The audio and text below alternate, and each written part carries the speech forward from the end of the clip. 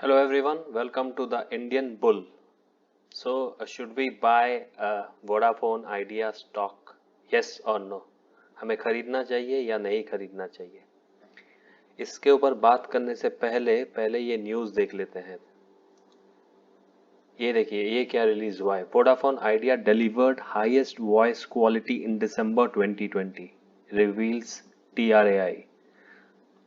तो इसमें telecom company Vodafone Idea delivered highest voice quality दिसंबर का डेटा के हिसाब से। According to the regulator, the my call app provides a platform for all telecom subscribers in India to crowd source their opinion through a feedback rating process.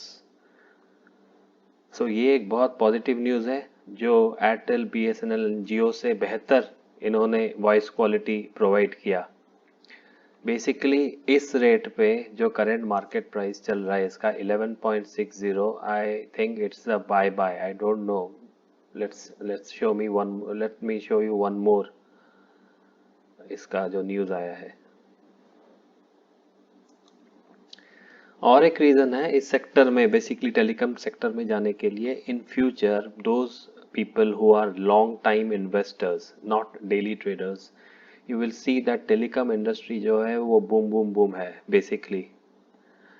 सी, ये news के Bloomberg के हिसाब से India's data consumption may touch 25 GB पर user by 2025। See, अभी everything is digital है ना, तो everything, even in this lockdown आपने देखा होगा हर स्टॉक बढ़ा है, ओवरऑल मार्केट ही बढ़ा है, बट टेलीकॉम सेक्टर भी इम्प्रूवमेंट किया है। हमारा स्टील इधर ये है कि ये स्टॉक इतने चीप प्राइस में मिल रहा है, तो इसका अगर हम लोग ग्राफ देखेंगे सो एज ऑफ 27 जनवरी ये है 11.60 पे क्लोज हुआ है, करेक्ट। तो इसका डिटेल ग्राफ एक बार देख लेते हैं। 11.64, लास्ट हाई था इसका 13.77, फिर ये लो आया है 8.97। सो मेरा स्ट्रेटजी क्या होगा इस स्टॉक में एंट्री करने के लिए?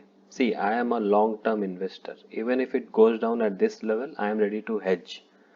ठीक है, सो ये भी आप लोगों को ध्यान रखना पड़ेगा कि whether you can sustain, you can hold it for a longer period. देखिए, जैसे आप लोग FD कर रहे हैं, हम लोग FD कर रहे हैं, 6% रिटर्न मिल रहा है, वो भी 1 साल के बाद में। इसको एटलीस्ट अगर हम देखिए, मैं आपको एक चीज दिखाता है, मेरा जो इन्वेस्टमेंट स्ट्रेटेजी है इस स्टॉक के ऊपर में।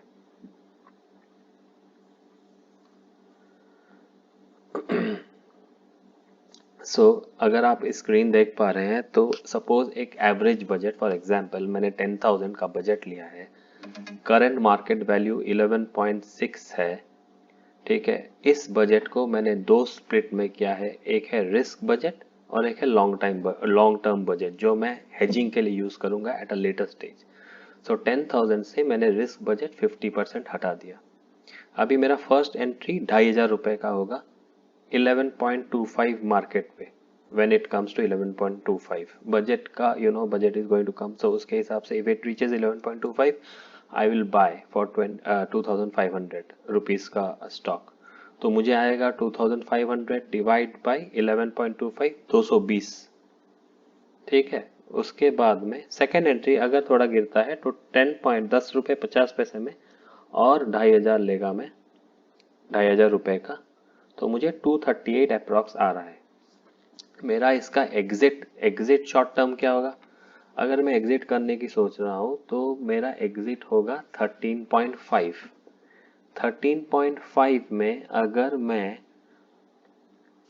220 स्टॉक यहाँ पे, 220 स्टॉक यहाँ पे और 238 स्टॉक यहाँ पे बेच रहा हूँ 13.5 और 13.5 में, तो मेरा टोटल 2970 और 3213, इसका टोटल आ रहा है 6183। तो मेरा नेट प्रॉफिट जो हो गया 6183 minus 5000, 1183, 20% profit on your principal. इसमें से अगर आप ब्रोकरेज वगैरह भी हटाते हैं, because my investment would be much higher than 10,000, so brokerage हटाने के बाद भी मुझे अप्रोक्सीमेटली 20% रिटर्न 3 महीने को मिल सकता है। ठीक है, अगर ये नीचे जाता है, तो मेरा 50% budget for Vodafone idea still रहेगा। मेरा ये स्टॉक में लॉन्ग टर्म इन्वेस्टमेंट का नज़रिया है, तो अगर 50% में हेज करता गया, ये अगर देखिए ये ग्राफ के हिसाब से कहाँ गया ग्राफ, ये रहा। तो अगर हम लोग, ये 6 मंथ्स का ग्राफ है, देखिए 6 मंथ्स में इसने कभी भी, इसने 7.82 या 7.82 7.74 का लोड लगाया है, तो इस लेवल पे भी मैं हेज करता जाएगा। तो I am sure, I think इसके नीचे तो नहीं जाना चाहिए, ठीक है। अगर जाता भी है तो वो एक इन्वेस्टमेंट है, तो रिस्क एसोसिएटेड है, हाई रिस्क हाई रिटर्न। सो मैं इस पे क्या करेगा, इधर में हेज करेगा अगर लो आता है, ठीक है। बट इधर में आप देखिए ये इतने का लो हुआ है, ये आएगा तो 9 में आ सकता है, वर्स्ट केस सिनेरियो। 9 से मेरे हिसाब से ये फिर बाउंस बैक करेगा, इतना गिरेगा नहीं, बिकॉज टेलीकॉम इंडस्ट्री का डिमांड हाई है, people are using, and Vodafone Idea is a still इस प्राइस में। तो फिर once it comes down to, if it breaks this level and comes down, then मेरा और भी hedge होके I will start looking for that my target of 1350, 1350 का target में मैं इसको एग्जिट करके प्रॉफिट बुकिंग कर लेगा। मेरा ये जो स्ट्रेटेजी है ये शॉर्ट टर्म का है, लॉन्ग टर्म के लिए मेरा सिमिलर फंड्स होगा, बट मैं एग्जिट नहीं करेगा उसको 1350 पे। तो मेरे हिसाब से ये दो एंट्री 11.25 और 10.50 बहुत वैलिड एंट्री पॉइंट है। अगर नीचे जाता है आपको 50% बजट हेजिंग के लिए छोड़ देना चाहिए। This is what my take on Idea, Vodafone Idea is.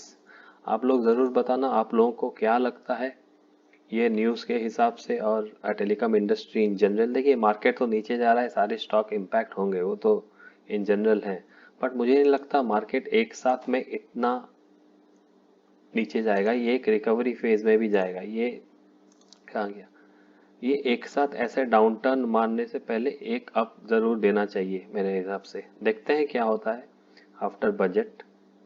अगर सेंटिमेंट्स अच्छे रहे तो we will see a slight spike, we don't know, we have to wait and watch.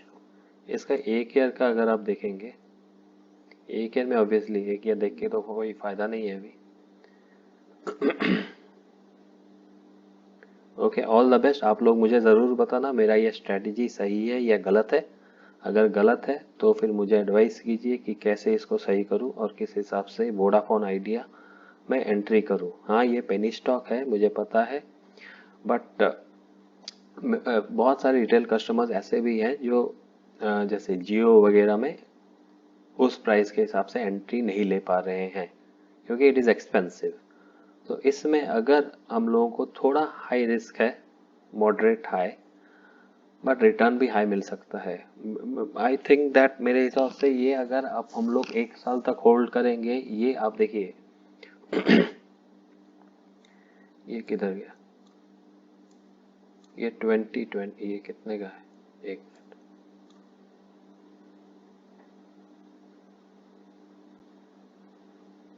Five year, ये 80 रुपीज से कुछ स्टॉक नीचे आ रहा है 2017 2018, वो तो रीजन हमें पता ही है, बट 80 रुपीज का स्टॉक मेरे हिसाब से वो 13 रुपए में नहीं अटकेगा। वो अगर हम लोग एक साल देंगे तो ये जरूर 25-30 रुपए तक को जाएगा ही जाएगा, क्योंकि dependency on telecom industry is growing by leaps and bounds.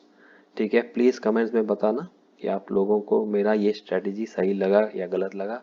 अगर कोई एक्सपर्ट स्टॉक मार्केट का देख रहा है तो प्लीज मुझे एक शॉर्ट लाइन लिख देना, राइट और रॉन्ग, मैं समझ जाऊंगा, and I will try to investigate and rectify my decision on this.